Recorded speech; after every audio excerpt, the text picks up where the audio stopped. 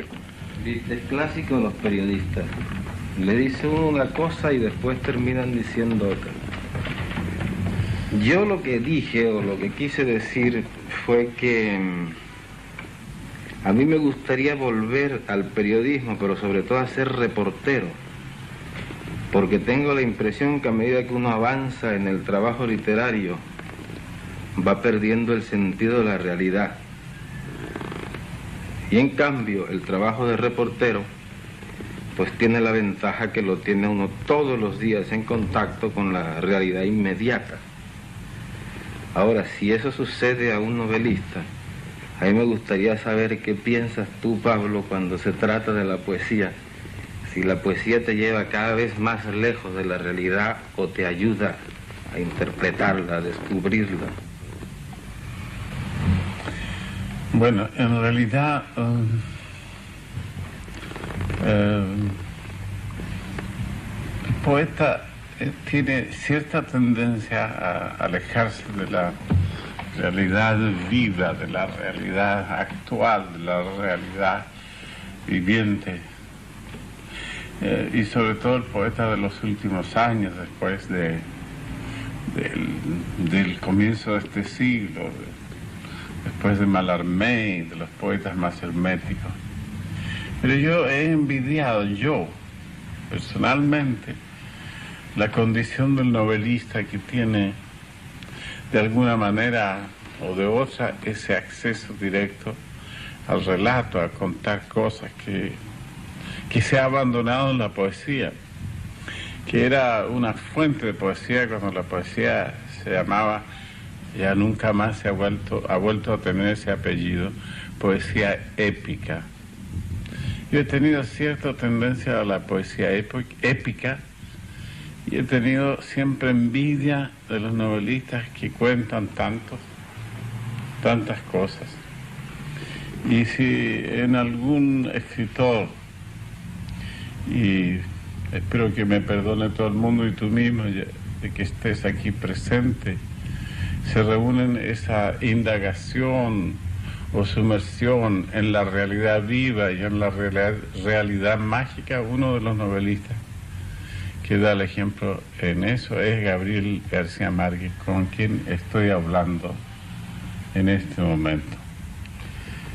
Bueno, fíjate, pero yo siento, no sé si es una cuestión de vocación o es un proceso de evolución que va uno sufriendo, pero yo tengo la tendencia verdaderamente a ir convirtiendo el relato, la novela, en poesía, casi en lo que estoy haciendo ahora y casi como una aspiración de mi trabajo, es el de encontrar más bien soluciones poéticas que soluciones narrativas.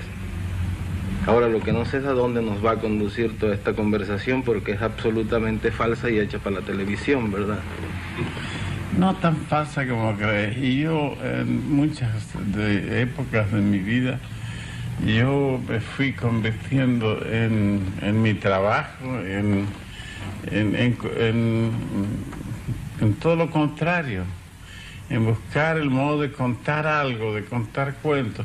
Y yo no le temo por lo demás a ninguna experiencia en ese sentido, porque cuando pensé que la poesía, cuando más se odiaba a la poesía, ya se odió a la poesía épica, a la poesía que contaba algo. Ya nadie trató de escribir como Homero el relato de un pueblo, ni como el Dante las luchas y las pasiones de gente que existían y que vivieron. Ya nadie lo quiso hacer más, y yo no le tuve miedo a eso, sin ser ni Homero ni Dante. Pero también se odió la poesía didáctica, la que enseñaba algo. Yo me propuse hacerlo, me propuse que se enseñaran a hacer cosas con mi poesía.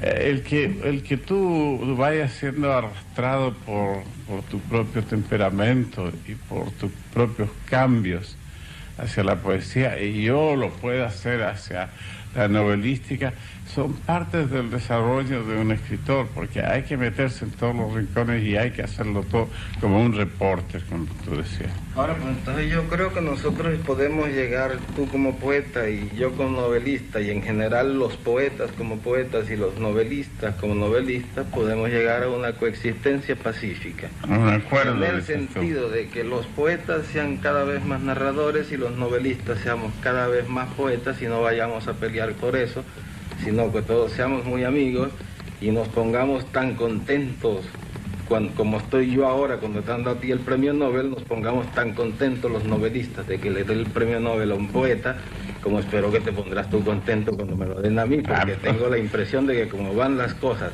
y con todo lo que andas diciendo de mí, estás influyendo demasiado sospechosamente sobre la Academia Sueca. Sospechosamente para nadie y para mí tampoco, porque te merecerías todo por tu gran trabajo. Pero volviendo al tema ese de que nos estamos cambiando de tema, yo he tenido envidia a los novelistas y te lo digo. Yo me he sentido siempre incapaz de relatar en prosa las cosas. Y la prueba está es que siempre ando pensando, ay, ¿cómo encontrar a un novelista para contarle este cuento? Y como tú siempre te las arreglas para vivir por allá, por Colombia o por Barcelona, entonces no te puedo agarrar para contarte algo que acabo de saber, que acabo de ver. Pero es curioso que cada vez que comemos o que nos encontramos, tú cuentas unas historias que son estupendas, que bastaría ponerles un micrófono para que ya estuvieran escritas y fueran un relato magnífico. Si tú vieras y le pusiéramos de verdad el micrófono, verías como que quedarían de pésimas y nadie las quisiera leer, porque no tengo dedos para piano, como se dice. Y en cambio, yo te digo francamente, para mí la poesía sí tiene dificultades y tiene, como cualquier oficio, todas sus interrupciones, sus problemas. Yo me siento nadando como un pez en el agua dentro de ese río, pequeño océano que es la poesía, y se puede difícilmente salir. Por algo existen los géneros, y por algo se ha diversificado, pero en el fondo, como te digo, yo he tenido y yo leo novelas, soy un lector de novelas, de todas las novelas, y mastico novelas, y leo las novelas poéticas que se escribieron antes de las que las escribas tú, como Le Grand Monde, o leo las novelas realistas como Solá, y al mismo tiempo leo novelas policiales por docenas. Y verdaderamente no se puede prescindir de la novela. Nadie piensa, y a mí me parece muy extraño, por ejemplo, que una persona al tomar un tren vaya y se compre uno de mis libros. No pienso que sea natural. Estaría yo feliz de acechar por una ventanilla y ver que alguien va y paga y se sube a un tren para viajar un día en ferrocarril con uno de mis libros, pero lo más lógico es que este señor, este viajero, se compre una novela para ver lo que se piensa. Yo he dicho, la novela es el biftec de la literatura, es lo que la gente quiere comer fuerte. Bueno. ¿Y la poesía qué vendría siendo entonces?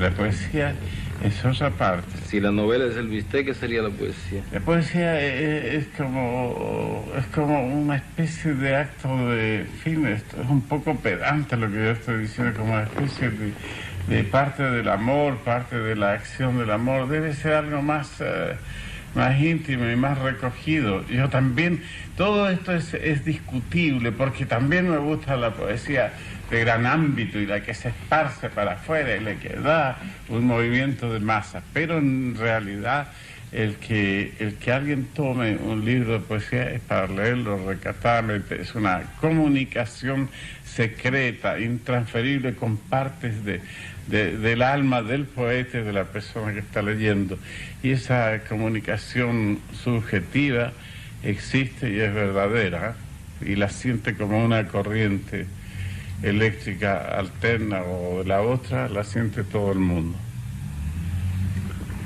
Bueno, yo tengo la impresión de que el tema está más que agotado, y el tiempo y todo.